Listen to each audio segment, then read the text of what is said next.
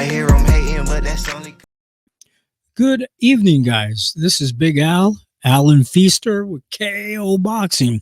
Breaking news, the greatest news channel for your boxing news. We're back at it again with this news story for you tonight. This is the most important one for me here in Omaha, Nebraska, between Terence Crawford and Israil Madrimov. We'll get into it. But first, everybody who has subscribed this past few days, oh, man. Out of breath because I had so much going on this past week. I had to work today, my regular job. But thank you for you guys' support, trying to do this full time for you guys. I thank you for all the likes, for the subscribes. I can't even tell you enough. Thank you so much. It wasn't for you guys, this channel would not exist. I'm doing it for you because you guys told me to keep on keeping on. Don't give up. Don't quit. So thank you guys. Appreciate it. Thanks, guys.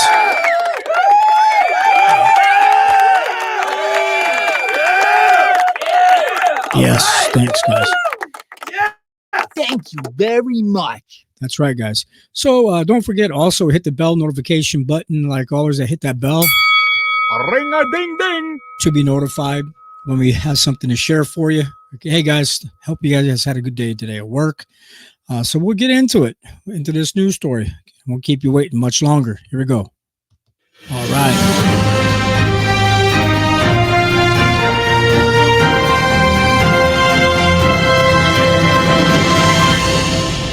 All right, guys.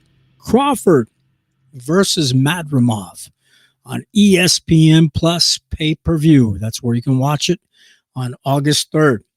And we'll get into it. Terence Bud Crawford versus Israil Madrimov will be shown again on ESPN Plus pay-per-view next month on August 3rd with the stacked undercard from top to bottom at the BMO Stadium in Los Angeles, California. If you can make it, get your tickets or buy online pay-per-view.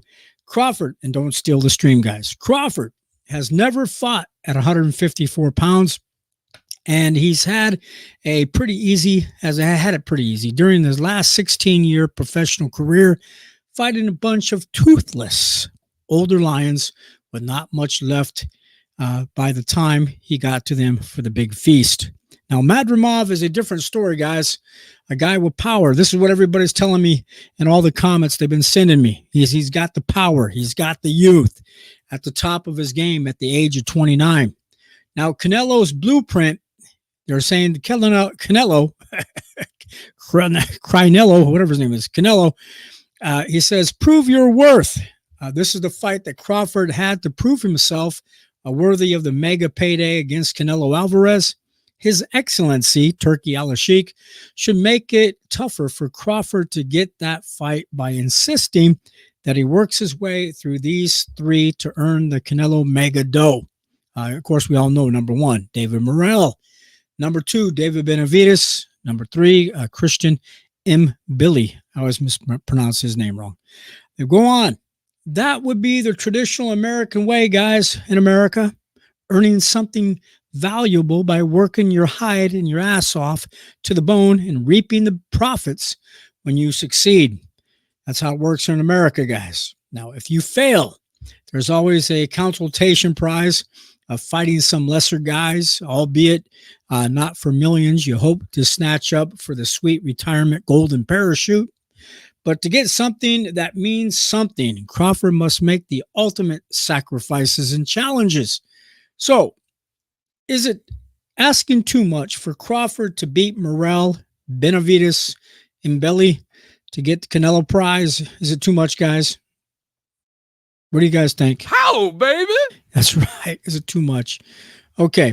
Over a nest of cobras, and if you get to the other side, get the Canelo with both hands, and by the mansion in Beverly Hills that top rank Bob Arum said that he could have bought with all the money that he lost on Terence. Whatever. Okay. In Beverly Hills, buy that mansion and live like the king. Live like Bob Arum. Okay. Now, a stacked undercard, more than just Crawford. There's a lot of other fights besides Terence Crawford and Israil Madrimov. As far as I can see, guys, there's a lot to like on this particular card.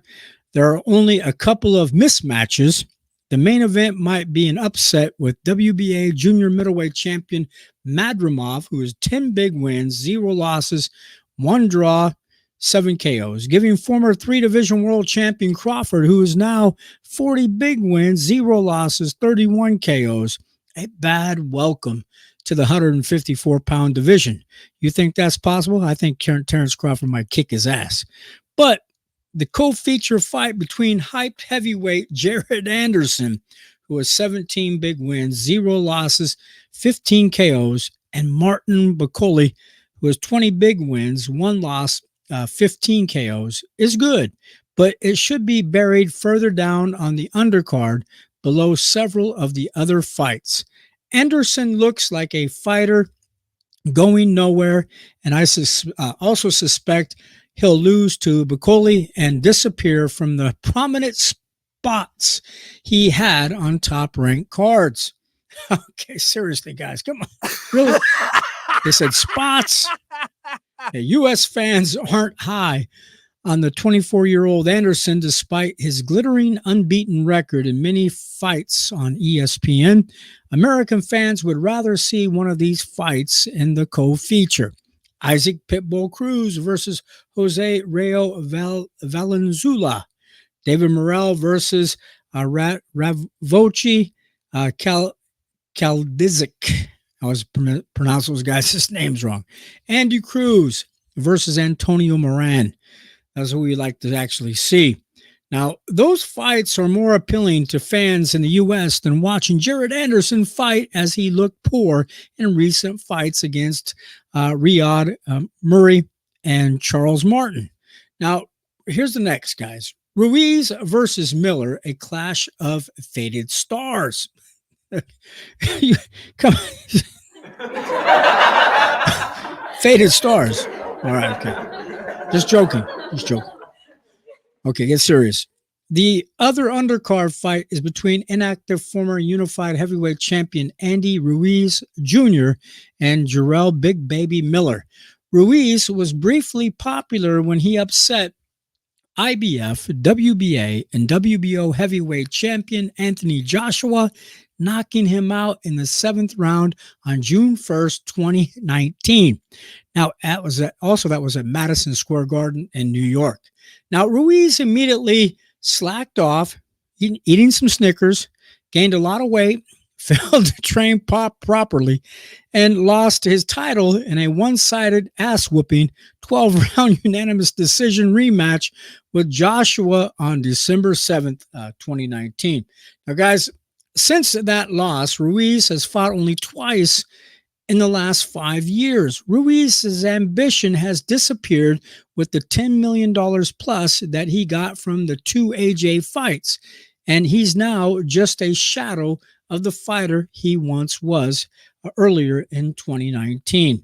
Now, guys, it's hard to believe how badly Ruiz has frittered away his popularity by not staying active with his career, because he could have done so much more and made tons of dough going on top of that $10 million windfall he got from his 2 matches against Joshua.